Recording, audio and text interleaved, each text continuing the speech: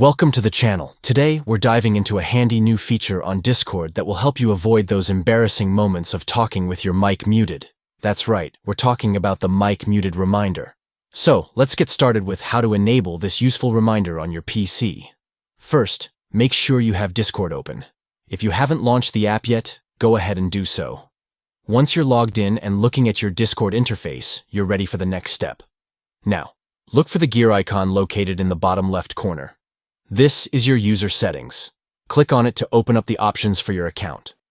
Once you're in the settings menu, scroll down on the left sidebar and find the voice and video section.